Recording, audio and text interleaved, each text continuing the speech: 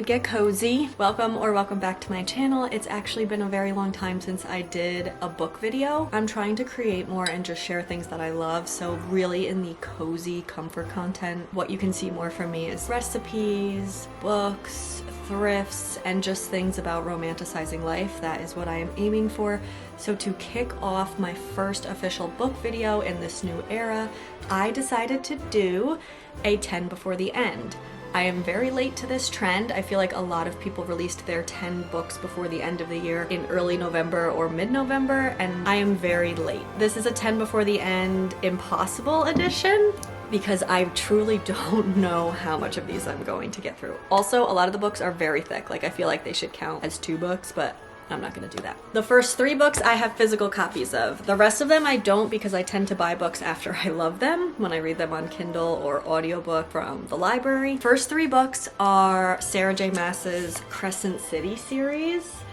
All 3 are out. I'm getting all 3 physical copy. I'm actually about 65% in the first one. Again, these are the books that probably should count as like 2, but I'm not gonna do that. So far, 65% in. I am loving it. I feel like I could do a whole other video on my thoughts on like all the different series that Sarah J. Maas has, but I'm really into the story and I'm hooked. So I'm hoping to finish this today or tomorrow. And then I do want to read the next 2 in the series. So those are the first 3 books on my 10 before the end. Now continuing on, I made a list of thrillers in October that I wanted to read and I didn't get to some of them. So I do have a couple thrillers for December. We'll see how I feel about that because I am very much a mood reader, but Room for Rent is one of them. This actually have the audiobook on Libby from my library. I think I have like 10 days left, so I want to squeeze it in because I have it rented from my library. Next is Karen Slaughter's We All Are Guilty Here. This is her newest book this year. I cannot go wrong with a Karen Slaughter book. I love her. She's not for everybody because some of her books are very graphic, and I do recommend looking up the trigger warnings before you read them. Another book by hers I absolutely recommend, Pretty Girls. Oh, so good. So I'm very excited about this release and reading this book. I wanted to read it for a bit, but I just haven't had the chance, so I hope I can squeeze it in. Next, I'm gonna jump into romantasy category. So I do want to read Quicksilver. I know the sequel Brimstone just came out, I think in the last week or 2, and I am behind on these books because Quicksilver kind of blew up, so I need to read them. But I think it's fun that I can read it and then the sequel's all ready for me. So I would like to read that before the end of the year so that I can read Brimstone at the beginning of 2026. Also in romantasy is a new release this year, which is Wild Reverence. I enjoyed the Divine Rivals series by Rebecca Ross, and she wrote this book. I actually have to look up if it's a standalone or if it's going to be in a series. I'm not entirely sure, but I want to read Wild Reverence.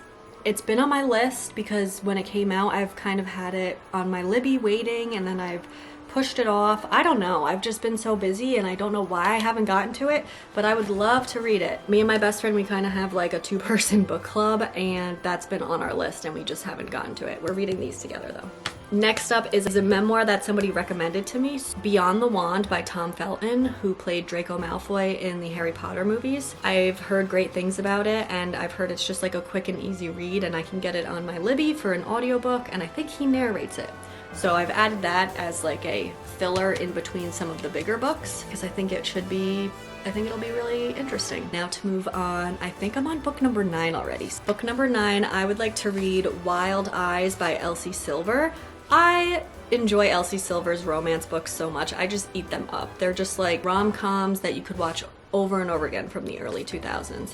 I loved her Chestnut Spring series, and I am behind on her Wild Love series. I read Wild Love, the first one, earlier this year, and I would love to read Wild Eyes. And I think there's a 3rd one out too, so I need to get on that. And then number 10, I am looking for a Christmas romance book to read around Christmas time. To have some hot cocoa or some coffee and curl up with some Christmas cookies and just read a cheesy Christmas romance movie. So if you have any recommendations, please let me know.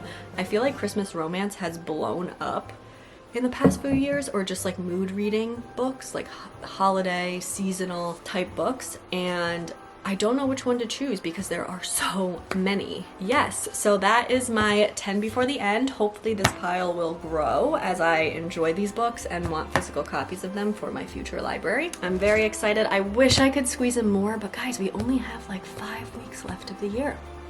Anyway, if you want to see my progress, or I probably am going to post a 2025 wrap-up at the end of the year of all the books that I've read. Stay a while and let's be friends.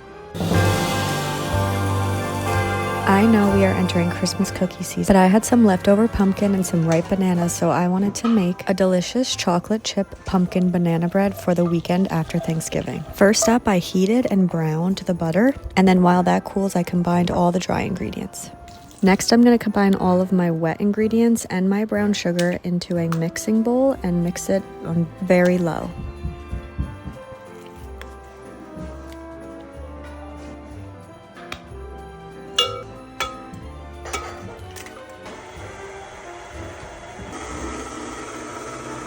Then it's time to add the dry ingredients into the wet ingredients and mix until you get a nice bread dough. Fold in your chocolate chips and then heat in the oven at 350 degrees for an hour.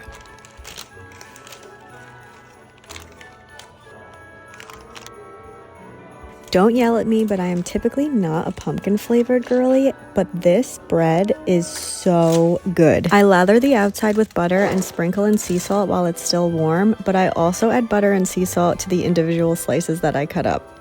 Enjoy!